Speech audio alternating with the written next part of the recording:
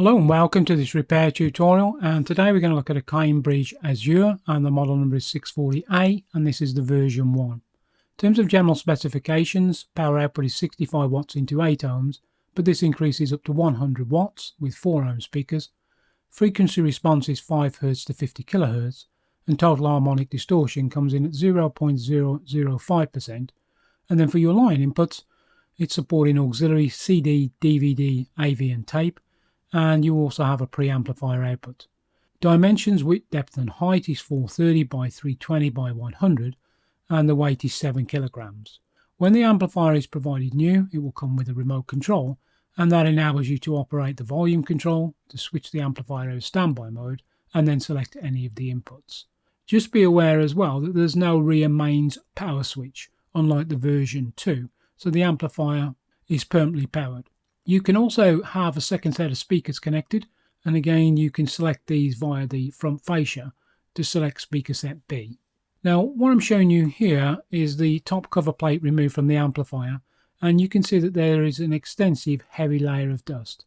This isn't unusual. On this amplifier you have multiple vent grills, and it just accumulates over time. So the way in which you would tackle this is that once the amplifier is disassembled, just use a stiff brush and a compressed air line, and you should be able to clean out all of this dust. Here there was no liquid damage or anything like that, so straightforward task to complete the work.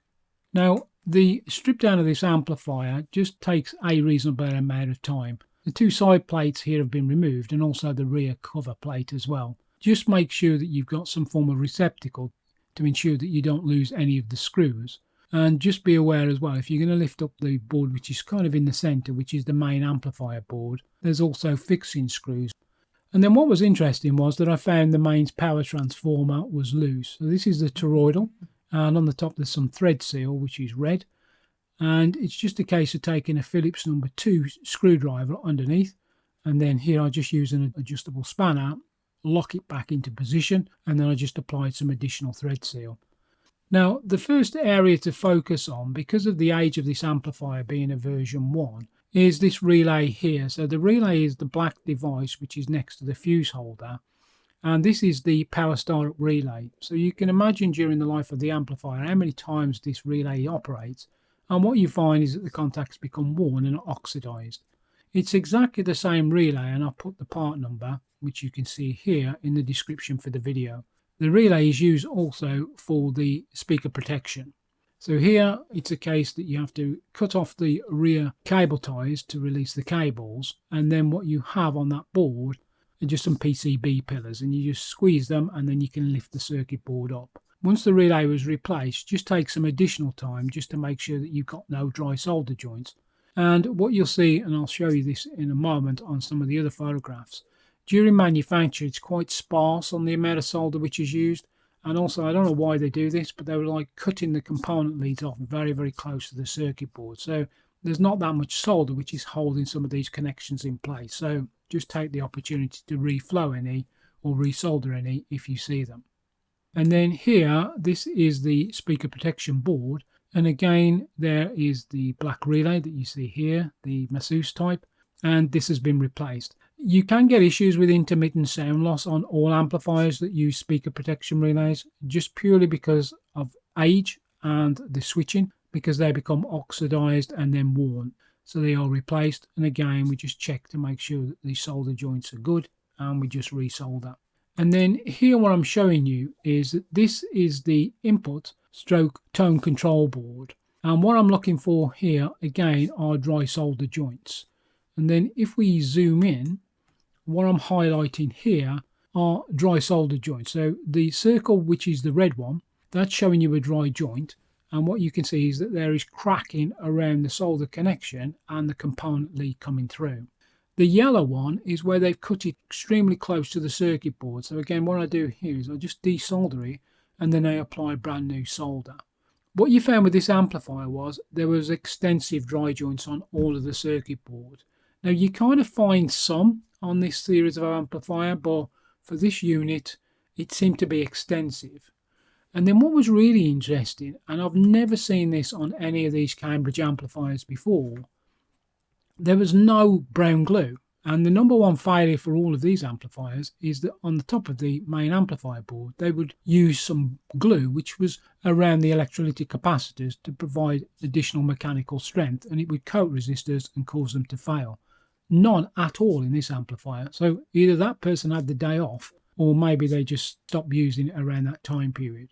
When you're doing the soldering of all of the dry joints on this circuit board, which is the main amp board, just take your time. Some of these connections are very, very close, and it's easy to get a solder bridge. So as you're working through, systematic approach, but verify your work after each one of those solder connections, just to make sure either A, you didn't miss any, or you accidentally did a solder bridge connection.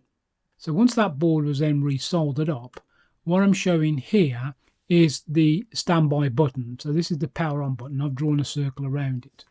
Now, what you find on this amplifier is really two issues around the input selection and then also the standby mode. These small miniature push buttons, the contacts internally just become worn. And then what will happen is that the owner or operator will press it, and sometimes it doesn't respond, or sometimes you get like a double bounce, so it'll sort of turn off, turn on. And then the other thing which you can see just in the background is the push button. So this is the black plastic push button, and then around it what you have is like a foam washer, so it kind of keeps it in position, but it also gives, you know, almost like a sort of tactile feedback. Now the problem with this foam washer is it just disintegrates, and if you sort of touch it, it just turns into this sort of blacky, inky kind of sticky substance.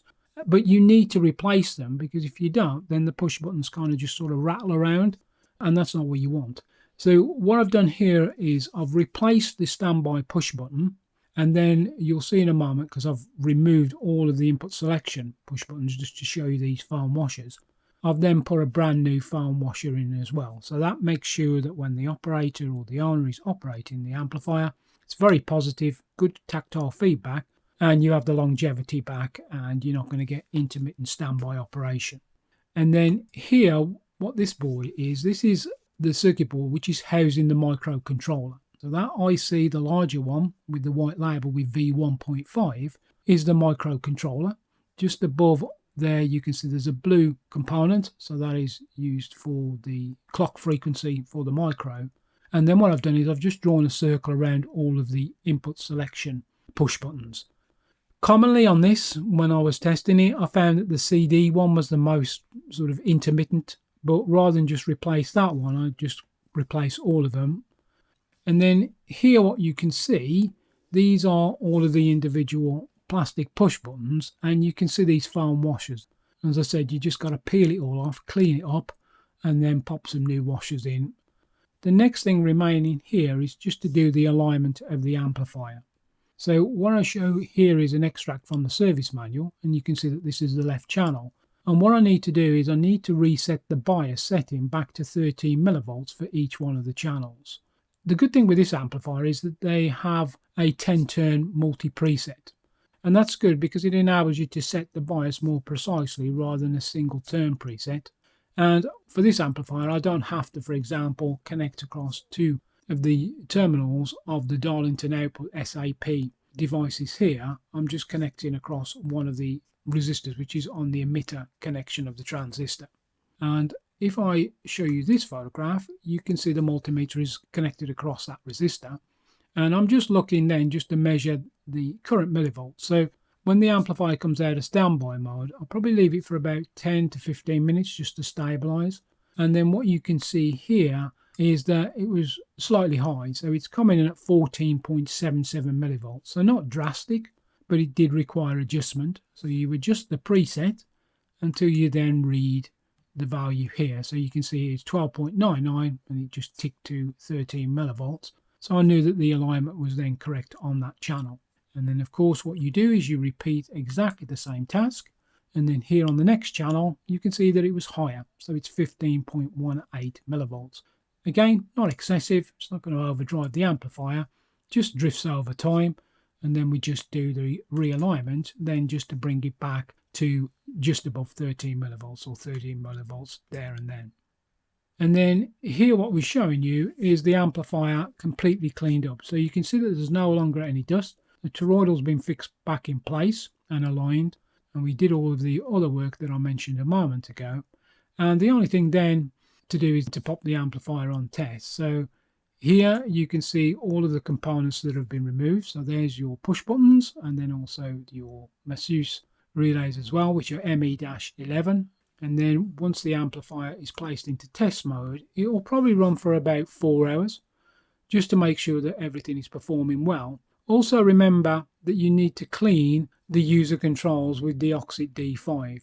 What I do is I just turn the amplifier on its edge, just take some kitchen roll just to soak up any excess, and then you can squirt it down into the bass, treble and balance controls, and also the volume controls, and then also the source direct button, which is used then to bypass the tone control circuits, and the speaker B selection switch. Just operate them multiple times and the De-Oxit will get to work, and that just ensures that you have repeatable, reliable operation, and then also noise free as well. And then finally, the amplifier just had a clean externally, but this amplifier was in extremely nice condition. There really wasn't any cosmetic marks on the amplifier at all. And once restored or repaired, as in this case, it will deliver many years of good performance. So that sort of brings us to the end of this repair tutorial, and as always I really appreciate you stopping by, and if you have any questions or you need any help or support with repairing any amplifiers yourself, by all means email audioamplifierservicing@aol.com and I'll be more than happy to come back to you and provide any guidance that you may need. So until the next time, I wish you all the very best. Cheers and bye bye.